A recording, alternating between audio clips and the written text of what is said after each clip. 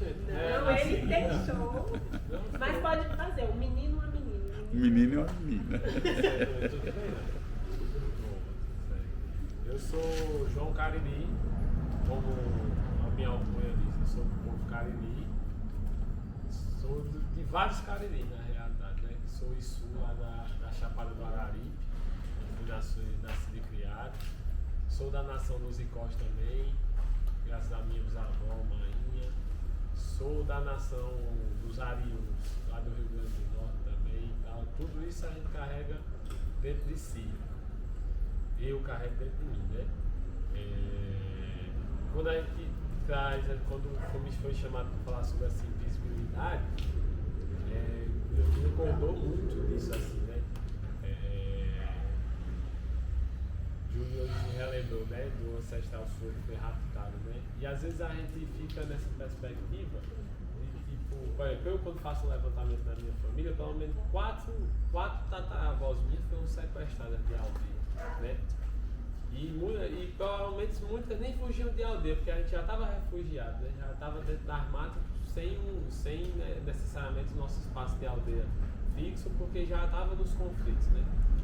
Então, quando a gente coloca isso na balança, a gente percebe que a história nordestina, a história brasileira, na realidade, ela coloca uma grande violência como parideira, né, dessa nação, infelizmente, né, graças à violência que os europeus trouxeram para cá, nessa perspectiva de engolir o mundo que eles vêm trazendo.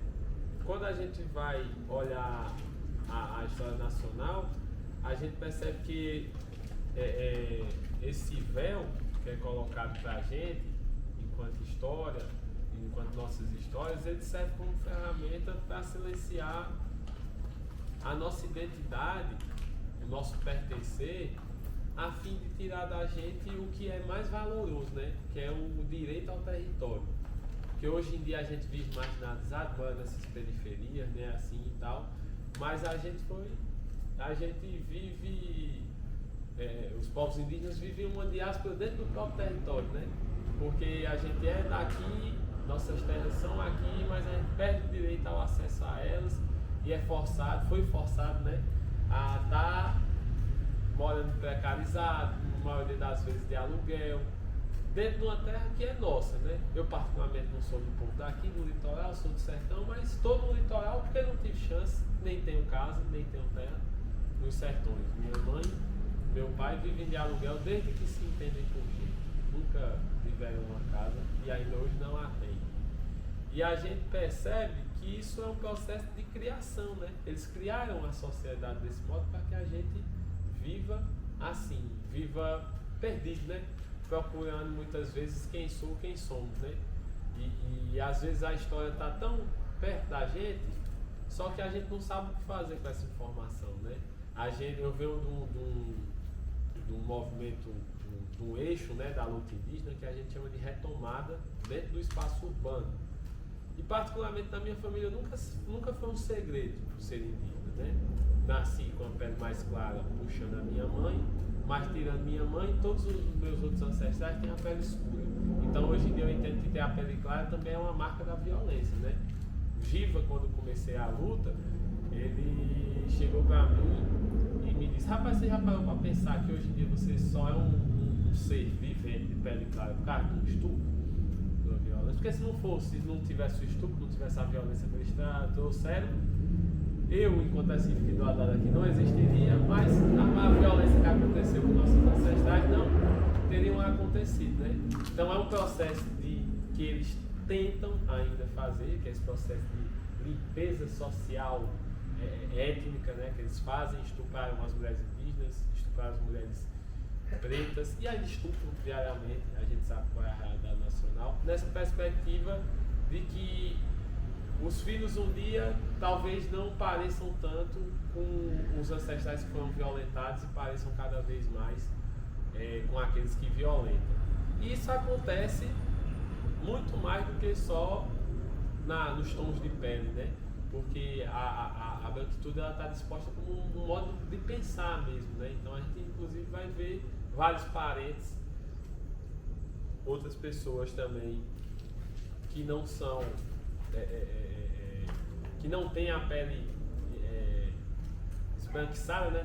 Não tem a pele com os traços tradicionais, né? Que a gente vai dizer, mas que pensam igual o Colombo, né? Tem o sonho do Colombo, que é ter posses, violentar outras pessoas. E a gente percebe que a branquitude está aí disposta para a gente como algo muito mais intrínseco e mais dentro, enraizado na sociedade, do que só esse processo violento que eles fizeram de embranquecer nossas crianças, né? E quando a gente percebe isso, a gente vai começando a perceber essas várias coisas, né? Meu pai tem traços tradicionais bem acentuados, né? Cabelos lisos, escorridos, pele avermelhada, mas meu pai só conseguiu olhar para si quando eu comecei a retomar e disse: rapaz, esse negócio de descendente aí é bala, a gente é ele mesmo, acabou-se. Então meu pai se olha no espelho e faz: devo ser, né? Ele olha, se questiona. Então quer dizer, meu pai viveu quase 60 anos da vida dele se olhando no espelho e sem se ver, invisível à própria imagem, né? E é o que é que acontece dentro da sociedade atual. Então a gente tem a informação, né? Porque minha família nunca foi segredo, a gente ser filho dos índios, como se dizia, nunca foi segredo. Mas a gente não sabia que a gente tinha direito de reivindicar o nosso território, de reivindicar a nossa tradição. Se a gente não fala mais a língua hoje, é porque foi tirado da gente. Se a gente não tem mais a tradição, não tem mais o toré hoje na diária, é porque foi tirado da gente e foi colocado para a gente rótulos, né? Rótulos sociais, graças ao tratamento social distinto por tom de peles e traços, que a gente sabe que isso é real, é a realidade. E é o que muitas vezes há uma cooptação, né, da juventude, né? Olha, se você agir assim ou parecer mais com isso ou aquilo, você vai ser melhor tratado ou menos violentado, mas que na realidade a gente sabe que, pra gente que vem da origem da gente, nunca vai, eles podem dar até certos acessos, mas você nunca vai ter os acessos deles, que se mantiveram puros entre eles, né? Como maneira de manter suas próprias linhagens. Então a gente vai ver isso no recorte econômico social do Brasil hoje em dia, né? Onde a gente vai ter esses dados que mostram que 10%, 8% da população brasileira contém mais dinheiro do que os outros 90 e tantos por cento juntos. E quem são essas famílias dessas pessoas que têm todo esse dinheiro? São aqueles que violentaram e violentam ainda a sociedade brasileira, e muitos deles tomam de conta da aparelhagem do Estado, né? Estão aí as famílias paraibanas. Eu sou de Pernambuco, né? Mas às vezes que existem as famílias paraibanas, que a gente até vive uma censura dentro desse espaço de evitar citar o nome dessas famílias por receio de represálias físicas. Ainda hoje, em 2025, a gente sabe que essas famílias detentoras de poder usam da violência física para silenciar a gente. E como disse Marighella, não estou afim de ser mártir, não quero ser mártir, né? Espero viver o suficiente para ver a luta do meu povo tá aí, mas que a gente sabe que essas famílias estão dispostas em cada estado brasileiro lá detendo poder e garantindo essa invisibilidade. Quando a gente, enquanto nação Cariri, começa a luta aqui na Paraíba, a gente começa uma luta num estado que declarou que os cariris estavam extintos, assim como o Ceará, assim como Pernambuco, assim como o Rio Grande do Norte, que os cariris foram extintos em quase todos, declarados extintos em quase todos os estados do Nordeste. A gente pode até dizer todos, né, mas vai haver em Alagoas, em Sergipe, pelos anos 80, 90, essa retomada dos chucurus cariris e dos cariris chocós, que hoje em dia são as duas maiores aldeias da nação Cariri, né? E a gente se levanta num estado que diz que a gente era inexistente, né? Já teria sido civilizados, já estaríamos dentro da sociedade, já não eram mais indígenas porque o rótulo deles não cabia. E a gente encontrou e encontra ainda essa perspectiva dissolvida como ferramenta de operação do Estado, né? Porque o movimento preto, com muita luta, conseguiu se colocar dentro dos editais das políticas públicas, mas a gente vai talvez eu não vou saber dizer, mas eu acredito que até o ano de 2017, no estado da Paraíba, não havia citação dos povos indígenas dentro desses editais, dentro dessas estruturas públicas. Mesmo com a Paraíba sendo o estado de um dos maiores povos em número, que são os potiguaras aqui do estado da Paraíba, são um dos maiores povos em número dentro da região Nordeste. Mesmo assim, não havia cotas nem citação de editais, de concursos públicos, a cotas ou vagas destinadas a pessoas indígenas. Isso foi conquistado graças a esse levante, não só do meu povo, mas assim como a movimentação dos tabajaras e dos próprios potiguaras nessa perspectiva. Então, a gente se levanta e se depara com um Estado que ele está aparelhado até os dentes para evitar que os povos indígenas e que o povo diaspórico africano tenha qualquer acesso. É negado, se dão migalhas e muitas vezes a gente fica disputando por essas migalhas entre si, para que a gente se esqueça que há um inimigo maior que está coordenando diariamente isso, né? E a gente fica se degladiando entre si. Porque, por exemplo, mesma coisa que aconteceu no João Balula, essa questão de, olha, o tanto de dinheiro que foi e o pouquíssimo que foi aplicado, aconteceu na PENAB, aconteceu na Paulo Gustavo, onde inclusive o Estado incitou um conflito entre indígenas em contexto urbano e indígenas em contexto de aldeia, incitou um conflito, sendo que nem 40% do valor destinado para os povos originários foi aplicado realmente.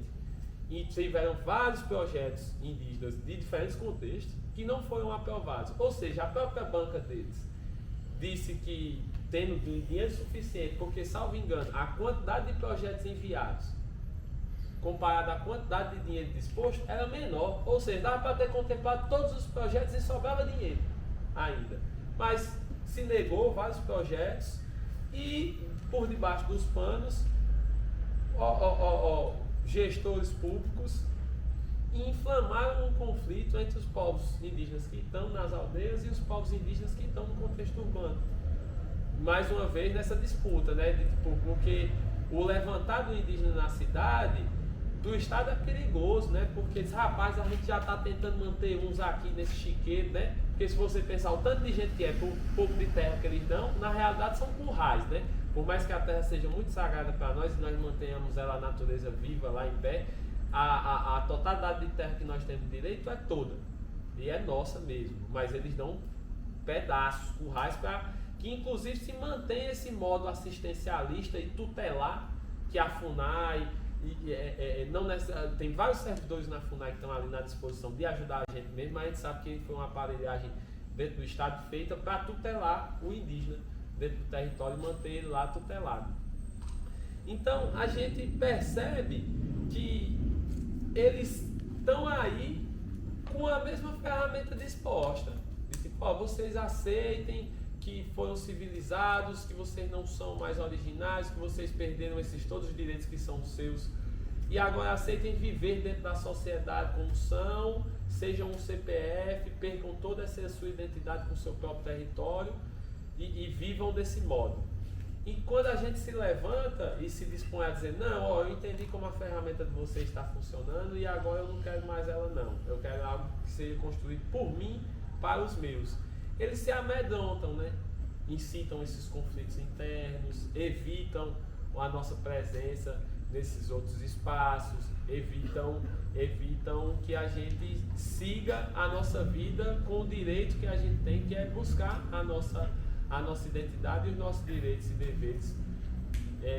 Então, quando a gente se depara com isso, a gente percebe que é isso, né? O Estado colono, por mais que a gente chame de democracia hoje em dia, é só uma grande outra ferramenta para que eles mantenham a gente nessa prisão mental e espiritual que eles construíram. Esses rótulos sociais, onde, por exemplo, a gente sabe que hoje em dia a gente tem uma consciência maior que boa parte das pessoas que estão cotadas dentro dos pardos, eles são pessoas de ascendência indígena também. Só que o Estado não deixa com que esse número seja somado a nós, porque fomos civilizados, né? Estamos ali, não, o descendente indígena que não tenha contato com seus usos e tradições, ele não é considerado indígena, vira pardo e está dentro da massa social que é violentada do mesmo modo. Só que a gente sabe que na realidade as pessoas que estão na periferia, que são pardos de ascendência indígena, são violentados pela sua origem indígena e pelo seu tom de pele também.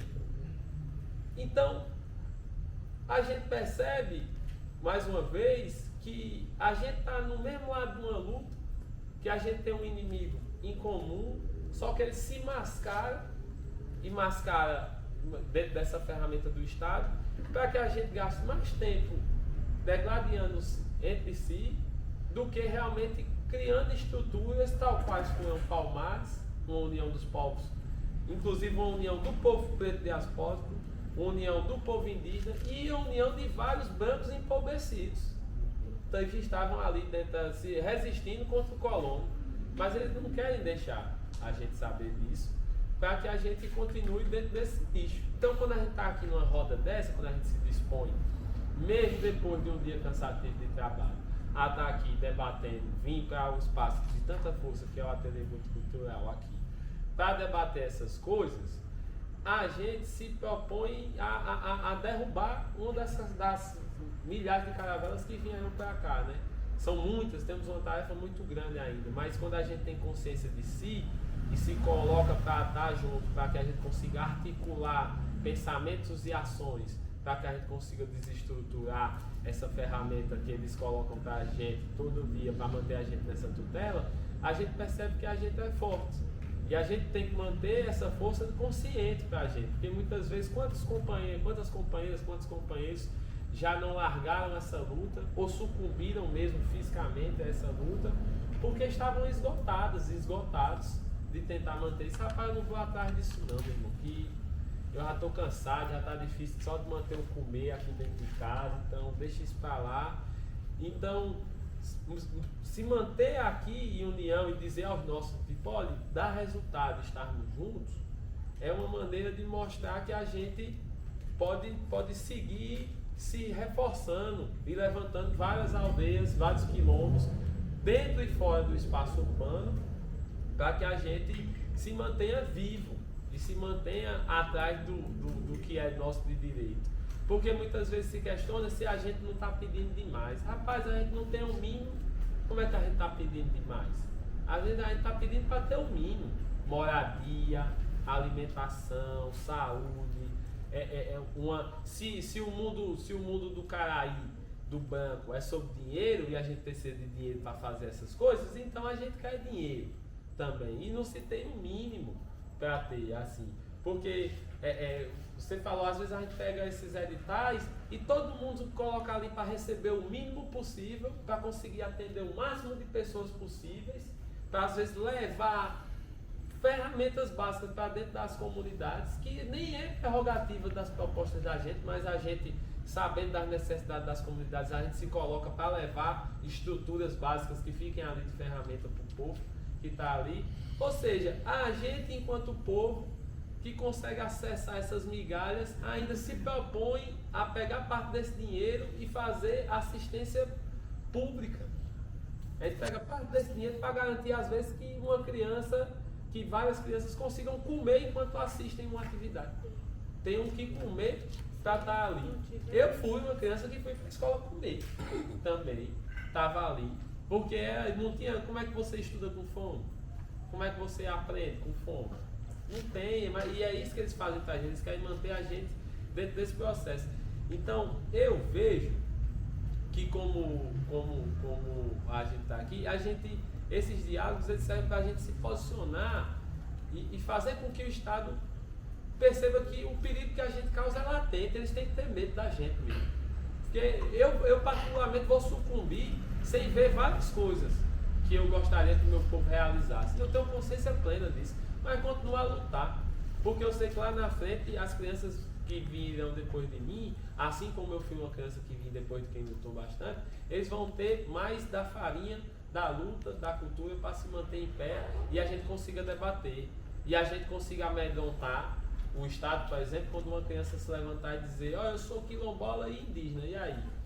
Não, mas você tem que ser um ou outro, senão eu sou os dois, meu irmão. minha origem é essa. E aí? A gente tem que fazer o Estado temer a gente. E aí é o que a gente vem conseguindo fazer. É muito árduo. Várias pessoas padecem diariamente nessa luta. Mas a gente tem que dar um jeito de se manter de pé, ter essas informações na mão, de mostrar que a gente já nunca foi enganado por espelho, por ferramenta nenhuma. A gente na realidade se dispôs a ajudar e tomou uma facada nas costas, mas que agora não necessariamente a mesma faca, mas agora eu tenho um punhal, que é a minha história, minha cultura e minha tradição, meus usos e costumes, como eles colocam, e eu tenho consciência total e tenho essa ferramenta na mão. E na outra eu tenho algo mais importante ainda, que são sementes que a gente vai espalhar no chão e a gente vai formar cada vez mais uma juventude pronta para vir aqui e continuar essa luta que muitos vieram antes, para que a gente tivesse esse conhecimento e essa capacidade de amedrontar o Estado, e cada vez eles tenham mais medo da gente. Acredito que é por aí.